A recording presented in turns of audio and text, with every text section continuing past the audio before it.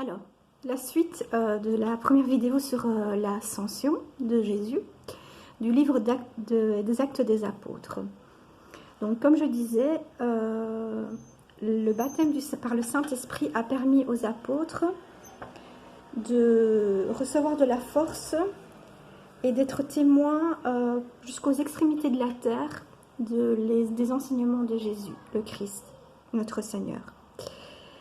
Et ce que l'on voit aussi, c'est que pendant qu'il disait cela, il a été enlevé dans les airs, sous leurs yeux, et une nuée l'a caché à leurs yeux. Il devait être plein de stupeur puisqu'il regardait encore les yeux fixés au ciel lorsqu'il s'en allait, qui n'ont pas vu que s'était présenté à eux, devant eux, deux hommes vêtus de blanc qui sont certainement des anges, qui leur ont dit, leur ont posé la question de savoir pourquoi est-ce qu'ils regardaient, ils restaient là à regarder encore vers le ciel et dire: ce Jésus qui vous a quitté pour être enlevé au ciel reviendra de la même manière que vous l'avez vu s'en aller au ciel. Alors ça, c'est vraiment un signe pour expliquer que Jésus ne reviendra que de cette manière-là, exactement comme il est parti. Donc, en venant, il reviendra du ciel vers la terre. Donc, toutes les personnes qui se prévaudront d'être Jésus, de revenir en son nom, seront des usurpateurs, des faux prophètes et voir l'Antichrist. Donc l'Antichrist doit revenir avant Jésus et il ne viendra pas du ciel. Donc ça, ce sera vraiment un signe comme quoi vous serez abusés. Parce que Jésus ne reviendra que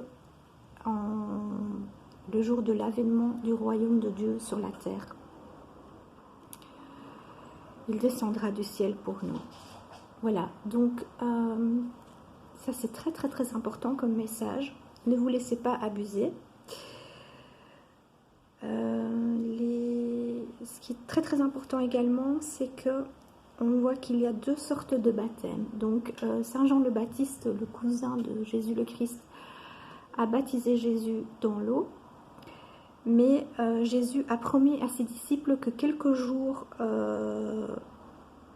après ces paroles, ils seront baptisés par l'Esprit Saint.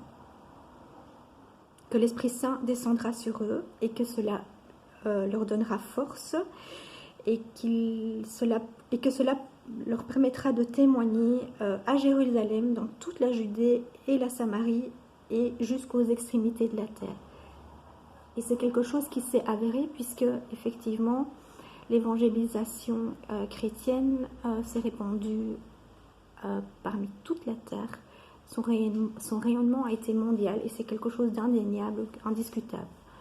Il n'y a plus aucun coin reculé sur terre où on n'ait pas entendu la bonne nouvelle de l'avènement du royaume de Dieu et que Jésus est le Fils unique de Dieu et qu'il a donné sa vie pour nous, a fait verser son sang pour le rachat de nos péchés, pour laver nos péchés, le péché originel, et qui croit en lui, en Jésus-Christ, le Fils unique de Dieu, aura la vie éternelle.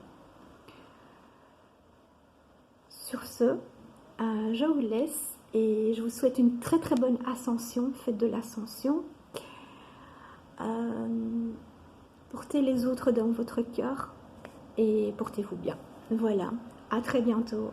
Au revoir.